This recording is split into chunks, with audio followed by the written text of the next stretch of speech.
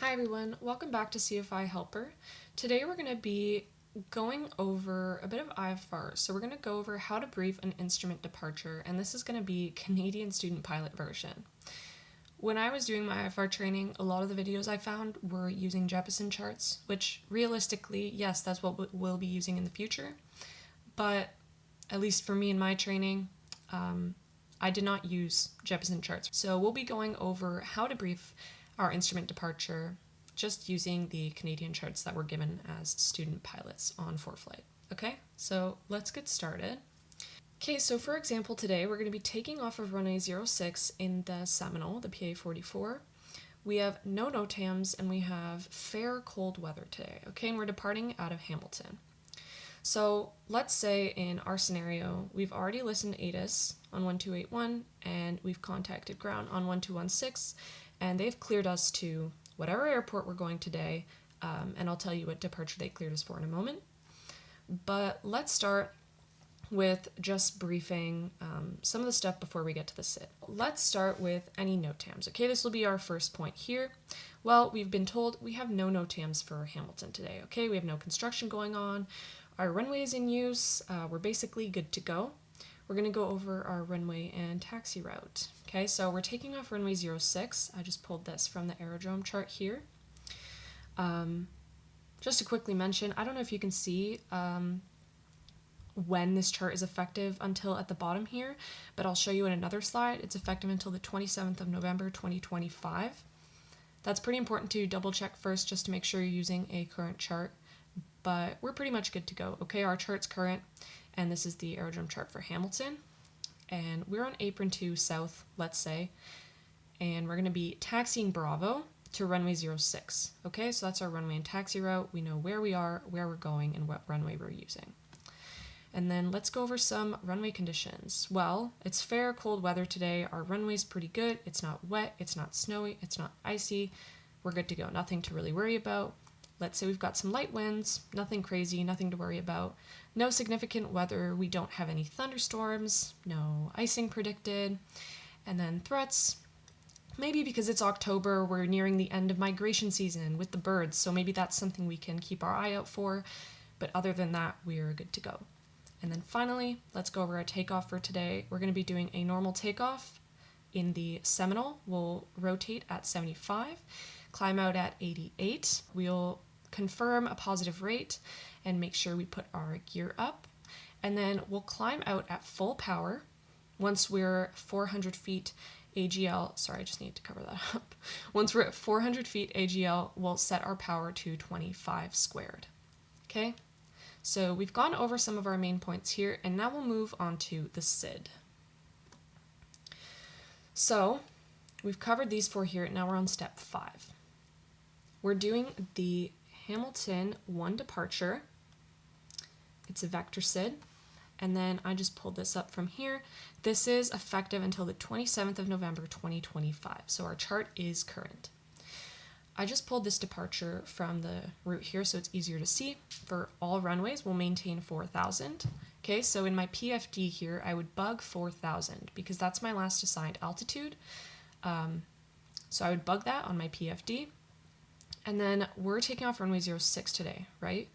We'll climb a heading of 059. Once again, 059 is bolded, so I will bug that again. I'll bug that heading on my PFD, make sure I am going to stay on that heading of 059. We'll climb that heading to 4,000. Wow, that highlight job is really bad, guys, I'm sorry. And then we'll expect radar vectors to the assigned route, okay? And it just says, note here, noise abatement procedures in effect. So we'll go over that in a second. I just wanted to mention really quickly here, you can see this comm failure section. When I was first starting my IFR, I used to read the comm failure for every single departure, and I learned that it's kind of a waste of time. The chances of you having a comm failure directly after departure are slim, and we're trying to make our briefing as efficient as possible. Okay, we want to make sure we're remembering what we're saying by the end of it. If you read all of this for the comm failure, the chances of you remembering all this stuff step by step after you've finished your entire briefing is also slim. If you had this comm failure directly after takeoff, we already know what our departure is.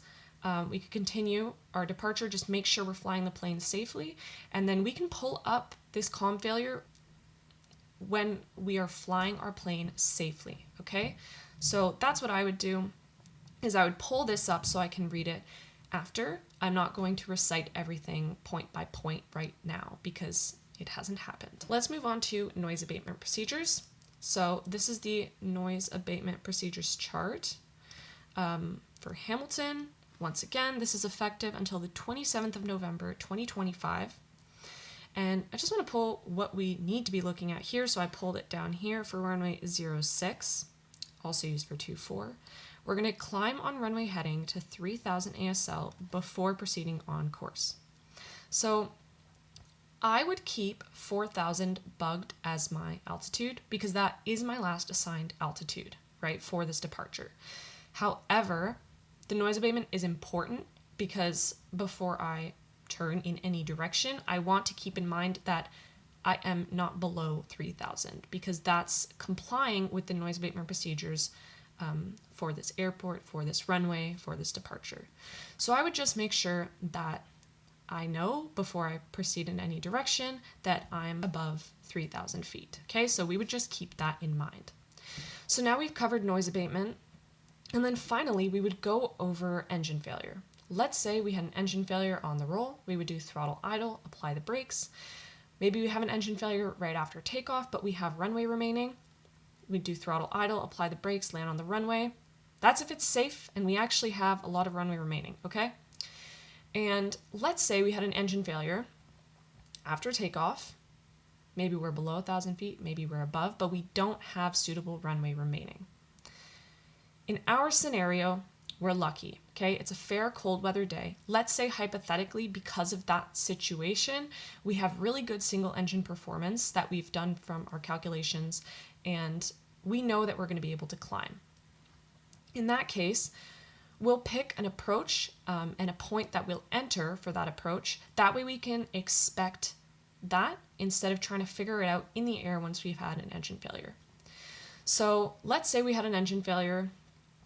After takeoff, no suitable runway remaining. We would do our action items, mixture prop power, gear up, flaps up, identify, verify, etc. And then I just pulled this up here. This is just the RNAV runway 06 for Hamilton. Just a picture of the map, like the map here. So let's say we're over here. Maybe we don't want to go to the left because we see this tower here. So we're going to expect the RNAV runway 06 via IGTUT, okay? And then we'll just plan to do the RNAV runway 06 approach. That way we can land safely. However, let's say it was a really hot day, okay? And from our calculations, we've discovered that we are not going to be able to climb. We may just have to brief landing straight ahead in that situation. It would not make sense for us to try and do an approach if our plane is literally falling out of the sky.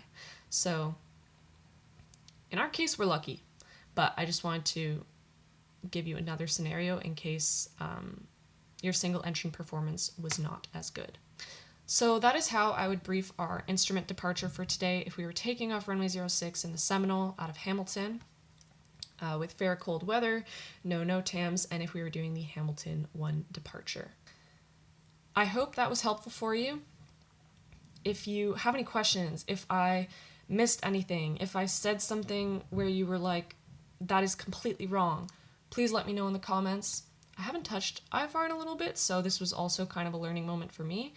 But if there's anything else you'd like me to go over or anything you'd like me to clarify, please let me know. And then if you're able to help me out by liking and subscribing, I can continue making more videos. So thanks for listening again, and I'll see you in the next one.